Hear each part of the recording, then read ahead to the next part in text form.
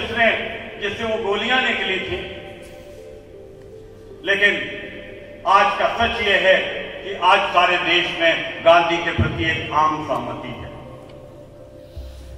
उसमें मात्रात्मक भेद हो सकता है, लेकिन गांधी के प्रति एक आम सहमति सारे देश में है। जैसे किसी हिंदू की पूजा बिना श्री गणेशाय नमः कहे शुरू नहीं हो सकती, उसी तरह से आज सियासत की, राजनीति की बातचीत गांधी का नाम लिए बिना संभव नहीं।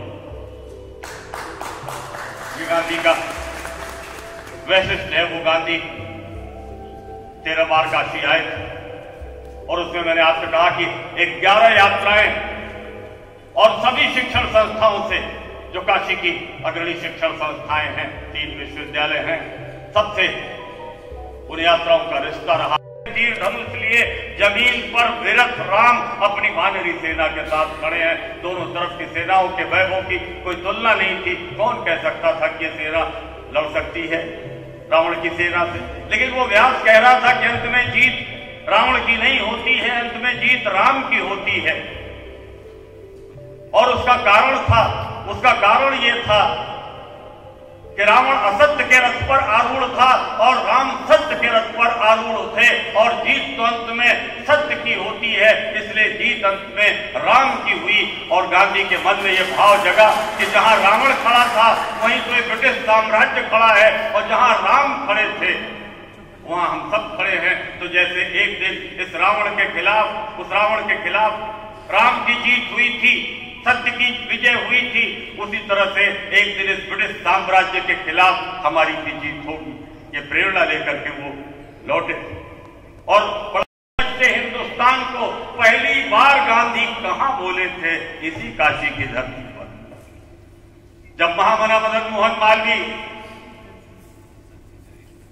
स्थापना कर रहे थे काशी हिंदू विश्वविद्यालय की। 3 दिनों का जो स्थापनोत्सव हुआ था कामाख्या के उस परिसर में, समारोह चल रहा था स्थापना का, पूजन शिलान्यास तो जहां ड्रामा सेंटर है वहां हुआ था।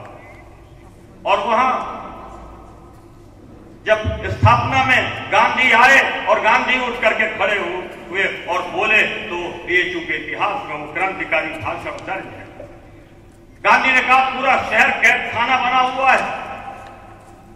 वायसराय आए हुए थे और लाजिमी था कि बड़ी सिक्योरिटी होती, क्योंकि जापान 1915 में बनारस षड्यंत्र केस के बाद पलायित जब हुए रास बिहारी बोस, तो हार्डिंग्स पे जब बम फेंका था 12 में, तो 4 साल का समय तो यही बिताया था उन्होंने काशी में भूमिगत रह करके, और सचिन नाथ सान्याल जैसा चेला पैदा किया था काशी में, तो बड़ी सिक्योरिटी थी। लेकिन गांधी ने कहा कि अगर एक व्यक्ति के लिए पूरे शहर को कैद खाना बनाना पड़े तो इससे अच्छा है वो आदमी मर जाए। सत्ता के शीर्ष पुरुष के सामने उसके मुंह पर इस प्रकार का अभिनव स्वर भारतीय राजनीति में कल्पनातीत था, और उसके साथ भारतीय राजनीति का स्वर और आने वाले दिनों में उसका तेवर बदलता चला गया।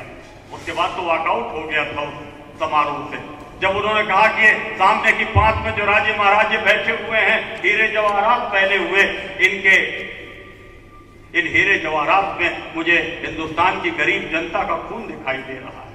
तो वहां से रिश्तों की शुरुआत होती है गांधी के। गांधी 1920 में असहयोग आंदोलन का प्रस्ताव पहली बार वहीं कामाख्या परिसर में करते हैं, तो काशी हिंदू विश्वविद्यालय से भी गहरा रिश्ता था। बाद में दीक्षांत भाषण भी किया था। असहयोग के लिए जब समझाने आए थे तो टिकते थे मालवीय भवन में मालवीय जी महाराज के यहाँ। मालवीय जी बाइकआउट के खिलाफ थे, वो बाइकआउट के पक्ष में थे। बड़े लोगों में मतभेद हो सकते हैं, मनभेद कभी नहीं होता। और काशी विद्यापीठ तो उन्हीं के करकमलों से संस्थापित था। अनेक बार, मेरे ख्याल में 5 बार आए, काशी विद्यापीठ में रुके भी, वहां 24 में शायद दीक्षांत भाषण भी किया। काशी विद्यापीठ में भारत माता के मंदिर का 1936 में शिलान्यास किया। हरिजन सेवक संघ के लिए आए 1934 में। गहरा रिश्ता था। अब आप कहेंगे तीसरा विश्वविद्यालय जहां हमें सौभाग्य प्राप्त हुआ है, ये इस बनारस के हेरिटेज भवन में बैठ करके अपना अधिवेशन करने का, प्रोफेसर बिहारी लाल शर्मा जी की कृपा से, उनके अनुग्रह से। ये ऐतिहासिक संस्था है काशी की। विश्वविद्यालय का रूप इसने ग्रहण किया आजादी के बाद संपूर्णानंद जी के मुख्यमंत्रित्व काल में। जिनके नाम पर ये विश्वविद्यालय है। पहले वाराणसी संस्कृत विश्वविद्यालय हुआ करता था, लेकिन ये बहुत पुराना बड़ा देश का प्रतिष्ठित गवर्नमेंट संस्कृत कॉलेज था, काशी में कमच्छा में ही चलता था। उस गवर्नमेंट, जब गांधी जी ने असहयोग आंदोलन और बाइकॉट का आह्वान 1920 में किया, कलकत्ता से लौट करके जब कलकत्ता कांग्रेस में उसकी पुष्टि हुई, बनारस में आए समझाने के लिए लोगों को, उसके बाद जब असहयोग आंदोलन यहां शुरू हुआ तो रचनात्मक आंदोलन और संघर्षात्मक आंदोलन सबकी शुरुआत हुई। और चंद्रशेखर आजाद, महान क्रांतिकारी जो आगे चल करके हुए, जिन्होंने गांधी के असहयोग आंदोलन से कैरियर शुरू किया था, उन्होंने 12 साल की उम्र में असहयोगी संस्कृत छात्र समिति बना करके गवर्नमेंट संस्कृत कॉलेज की परीक्षाओं का बाइकॉट किया था। लड़के बाहर निकल आए थे और धरना दे रहे थे, लेट गए थे गेट पे। 2-4 लोग थे जो उनके ऊपर चढ़ करके परीक्षा देने गए, लेकिन संस्कृत के विद्यार्थियों ने परीक्षा का बाइकॉट किया। वहां से असहयोग आंदोलन की शुरुआत होती है और इस तरह से गांधी के असहयोग आंदोलन की अग्रणी शुरुआत यहाँ करने वाली संस्था है जो संपूर्णानंद संस्कृत विश्वविद्यालय है, जहां आप बैठे हुए हैं।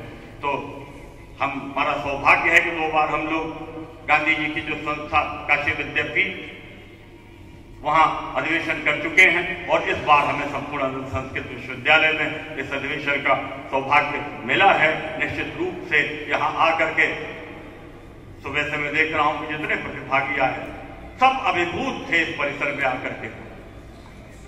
नीति बैठी है सामने, काशी राजस्थान की है, काशी विश्वविद्यालय में राजनीति विज्ञान विभाग में है। क्योंकि अगर जेएचयू में भी होता तो ये माहौल इतना अच्छा नहीं बनता, जैसा स्वरूप यहाँ बना है नहीं बन पाता। तो हम सब बिल्कुल धन्य और गौरवशाली अपने को अनुभव कर रहे हैं इस परिसर में इस समारोह का आयोजन करके। इसके लिए हम संपूर्णानंद संस्कृत विश्वविद्यालय के, उसके समाज विज्ञान विभाग के कृतज्ञ हैं। और विशेष रूप से 2 राष्ट्रीय संस्थाओं का उल्लेख मैं करना चाहूंगा। हमारे बीच आदरणीय प्रोफेसर रजनीश शुक्ल जी बैठे हैं, तो महात्मा गांधी के नाम का देश का एक प्रतिष्ठित विश्वविद्यालय वर्धा में है, राष्ट्रीय हिंदी विश्वविद्यालय, उसके कुलपति रह चुके हैं और इस विश्वविद्यालय के आचार्य हैं। तो और भारतीय दर्शन अनुसंधान परिषद के सेक्रेटरी रहे हैं। तो 2 संस्थाओं ने हमारे इस अधिवेशन को वित्त पोषण भी किया है, जिसके लिए हम उनके प्रति आभार व्यक्त करते हैं। भारतीय इतिहास अनुसंधान परिषद और भारतीय दर्शन अनुसंधान परिषद का हमें वित्तीय पोषण इस अधिवेशन के लिए प्राप्त हुआ है। हम इन दोनों संस्थाओं के आभारी हैं और उम्मीद करते हैं कि जब अगली बार करेंगे तो भारतीय समाज विज्ञान अनुसंधान परिषद की सदस्या बैठी हुई है शीला राय जी, तो अगले साल भी हमको दिक्कत नहीं होगी, हमारा कार्यकाल पूरा हो जाएगा। इसी के साथ मैं आप सबका पुनः स्वागत करता हूँ।